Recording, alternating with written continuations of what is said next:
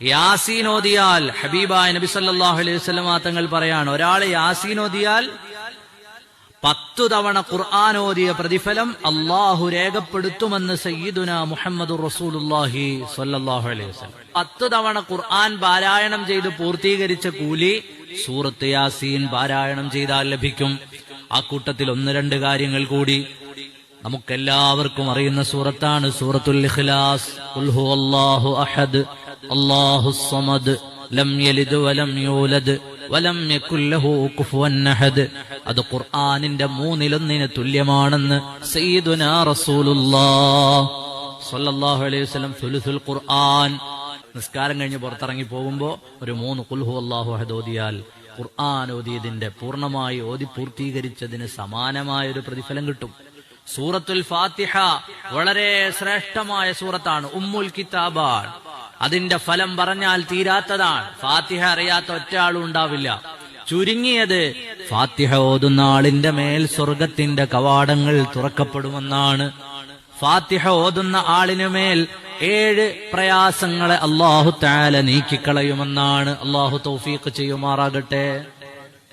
1000 ആയത്തോതിയ കൂലി കിട്ടുന്നൊരു സൂറത്തുണ്ട്. 1000 ആയത്തോതിയ കൂലി കിട്ടും. വിശുദ്ധ ഖുർആനിൽ 6000-ലധികം ആയത്തുകളാണുള്ളത്. 1000 ആയത്ത് ഓതിയ കൂലി കിട്ടുന്ന സൂറത്ത് ഏതാണത്? അൽഹാകുമുത് തകാസുർ ഹത്താ സുർതുമുൽ മഖാബിർ കല്ലാ സൗഫ തഅലമൂന ثم കല്ലാ സൗഫ തഅലമൂൻ കല്ലാ ലൗ തഅലമൂന ഇൽമൽ യഖീൻ. ഇതൊക്കെ നമുക്കൊക്കെ അറിയുന്നതാണ്.